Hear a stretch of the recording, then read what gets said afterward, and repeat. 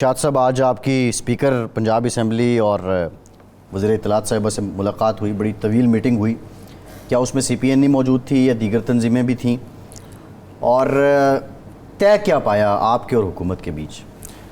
اب صاحب، یہ جو حتیٰ کہ عزت کا بل پیش کیا گیا پچھلے ہفتے، اس وقت سے ہماری بات چیت چل رہی تھی اور ہم ان کو باور کرا رہے تھے حکومت کو کہ آپ پہلے ایک حتیٰ کہ عزت کا قانون ہے،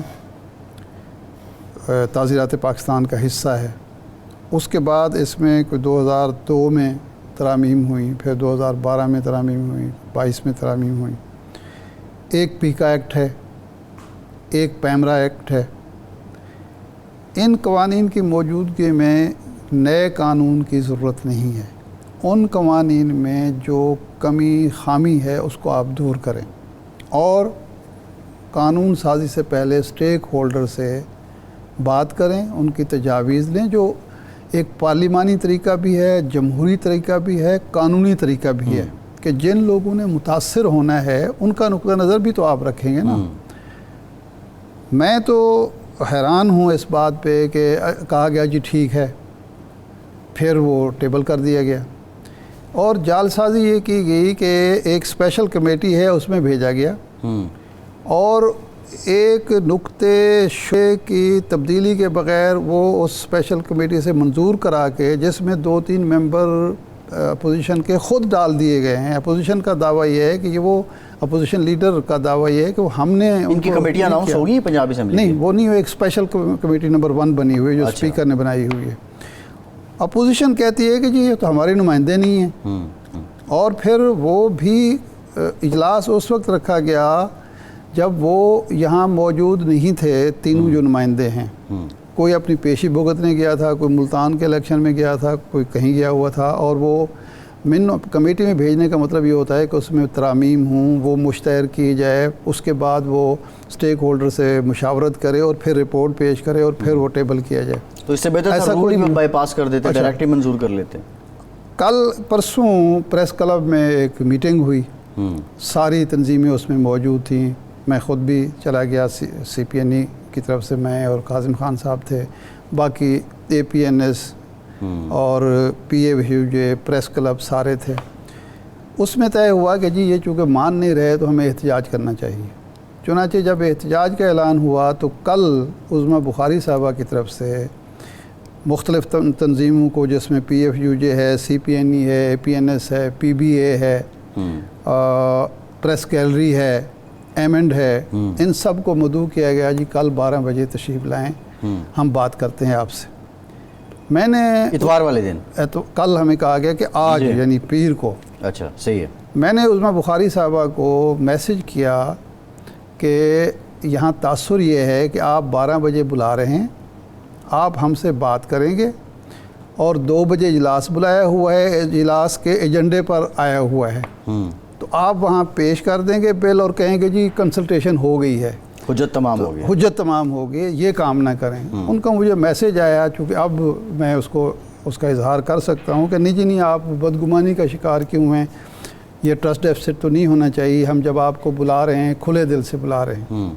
تو آج ساری تنظیمیں وہاں موجود تھیں اور وہاں یہی ڈسکشن ہوئی کہ جی اس پہ پیراوائز ڈسکشن سے پہلے یہ طے کریں کہ جی آپ نے ہماری تجاویز لینی ہیں، یہ مشاورت جو ہے وہ میننگ فل ہے، یہ پرپز فل ہے، بامقصد ہے، یا صرف آپ شلجموں سے وہ جو مٹی جھاڑنا چاہتے ہیں. انہوں نے کہا جی نہیں ایسی بات نہیں ہے، کچھ نہیں ہے. ہم نے کہا پھر یہ ہے کہ اس کو آپ مؤخر کریں یا سسپینڈ کریں اور 1 ہفتے کا وقت دیں کم از کم.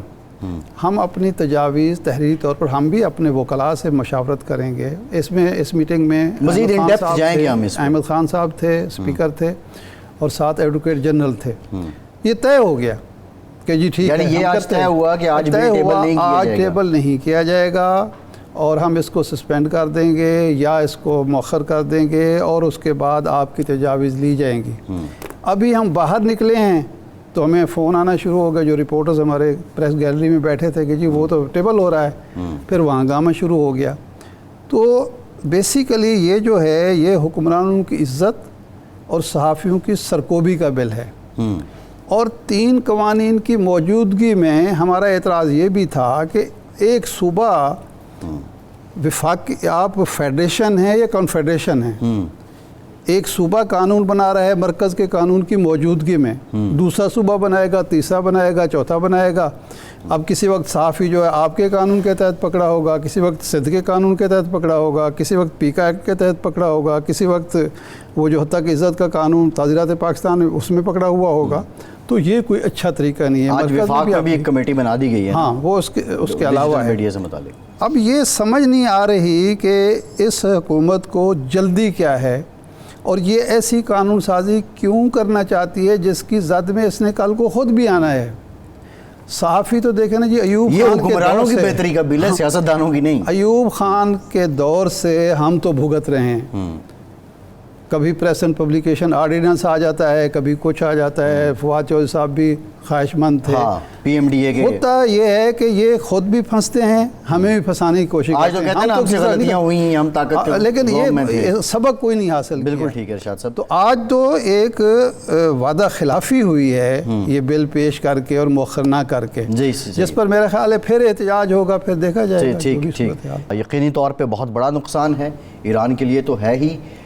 مسلم امہ کے اتحاد کی بات کرنے والے, اتحاد کے داعی, اور ایک بڑے آپ کہہ لیں کہ باقی لوگوں کے لیے مشعل راہ تھے ابراہیم رئیسی. یہ نقصان اور ان حالات میں یہ نقصان ارشاد صاحب سگنیفیکنس کیا ہے؟ اب ایسا انا للہ و انا الیہ راجعون. ابراہیم رئیسی صاحب ایران کے ان رہنماؤں میں سے تھے. ایک تو ان کے دور میں سعودی عرب اور ایران کے درمیان جو تعلقات میں سردمیری تھی وہ ختم ہوئی. یہ ان کا بڑا کارنامہ تھا. پاکستان اور ایران کے درمیان ایک غلط فہمی کی بنیاد پر فائرنگ کا واقعہ ہوا سرحدی. اس کے باوجود ایرانی صدر پاکستان آئے اور وہ سارا جو ایک تلخی تھی یا بدمزگی تھی اس کی پرواہ کیے بغیر پاکستان آنے کا مقصد یہ تھا کہ جی اس طرح کے چھوٹے موٹے واقعات جو ہیں پاکستان اور ایران کے تعلقات کو نہ تو نقصان پہنچا سکتے ہیں اور نہ ہی ہمارے تعلقات پر جو تہذیبی رشتے ہیں, ثقافتی رشتے ہیں, مذہبی رشتے ہیں, علاقائی رشتے ہیں, نہ وہ متاثر ہو سکتے ہیں.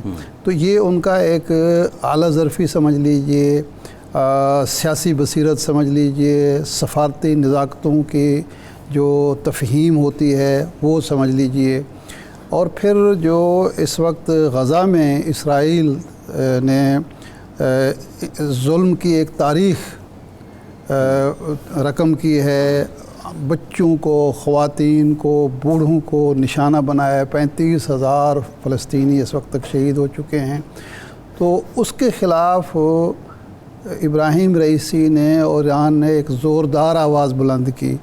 اور اسرائیل کو سب سے زیادہ تکلیف جو تھی حماس کے بعد وہ ابراہیم رئیسی سے اور ایران سے تھی, اور وہ اس کا برملا اظہار بھی کرتا تھا اور یہ کہتے ہیں کہ جی حماس کو درپردہ حمایت حاصل ہے.